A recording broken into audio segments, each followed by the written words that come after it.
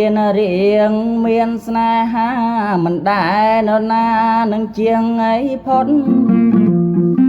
ស្នេហាធំណាស់ជាងសមុទ្រមានតែប្រពន្ធទៅឆ្លងបានស្នេហាទុំទាវស្នេហាអភ័ព្វស្នេហាមិនគំខូចអង្គប្រានស្នេហាសុផាតនឹងនាងម៉ានយ៉ានាំប្រានឲ្យកើតមានសៅមងស្នេហាបចិនវងศ์នឹងនាងសូរិយាពីងបាងអង្ចាក្រៃកន្លងប្រន់ប្រាំងនេះរៀងចាងប្អូនបងពីបាំងកន្លងតែនឹងស្លាប់ស្នេហាចៅចិត្តនឹងខុននារីទាំងពីរបានគ្នាការពេញច្បាប់ណារតសែនកងរីស្រីត្រូវស្លាំប្រងតែគូគំមិនអាឡ័យ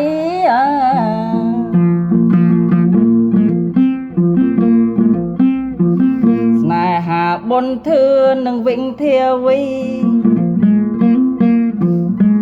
នារីប្រាណនាងត្រូវខ្សិនខ្សៃ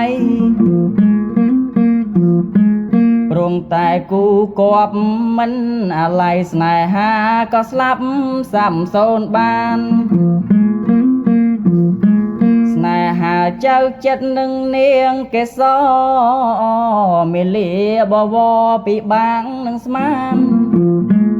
បើតាមរឿងព្រេងហេតុមិនត្រូវបានហេតុតែព្រេងបុរាណមិនព្រាន់ប្រាំងស្នេហាព្រះរាមនឹងនាងសេដាមានពួកយ៉ាងសា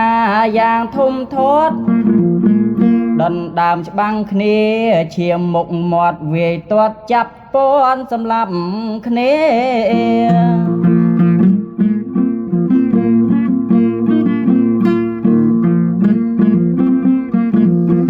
ក្រុងរាមអាងមាតីអាងកម្លាំងអានោះប្រឆាំងមិនខ្លាចនរណា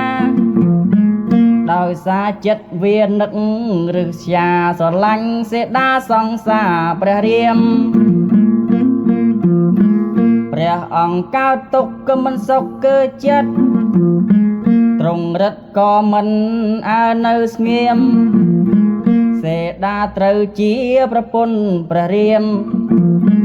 ព្រះអង្គក៏ថ្លែងអើធ្នូសបាញ់តតម្រង់ទៅយៈខៃក៏ស្លាប់ដេកដីជាបន្តទោះបីជាល្អឬមិនល្អខ្ញុំសូមបន្តឲ្យច្បាំងការស្នេហាប្រជិនវងศ์មានប្រពន្ធ7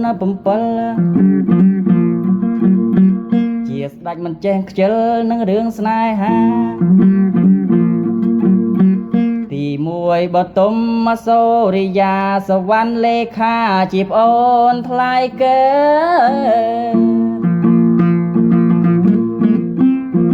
បន្ទាប់គឺនាងអញ្ជន់វិចិត្រ4ទៅរួមស្និទ្ធនឹងមៀងមេរដីលំរងបានតែប៉ុន្មានថ្ងៃនិស័យបានជួបនឹងនាងនាគគេព្រះចិនវងចុងពីឋាននាគងាកមកជួបនាងកណោទាំងពីរ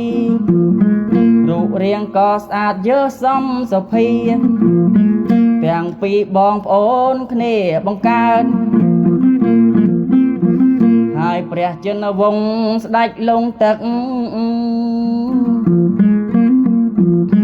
ពេលព្រឹកបំព្រៀងនាងបានអើតឃើញភ្លាមស្រង់ភ្លាមរូបល្អឆើតចុះលមមស៊ីកើតក៏សូមស្នេហាស្ ណែហាមួយទៀតស្នេហាស្មោកគ្រោកសម្បូរមេរោគនៃការត្រៀបត្រាញគេតាំងរក់នៅឯរាននៃផ្សារហៅថាស្នេហាឆ្នាំងដីកើ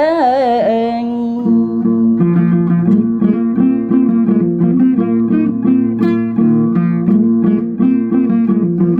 ស្នេហាប្រើថ្នាំគុំមញីតិចអ្នកណាទំកិច្ចអាយុខ្លីទៅណាមកណាវាជើងបីផឹក10ឆ្នាំងដីក៏មិនតាន់ជា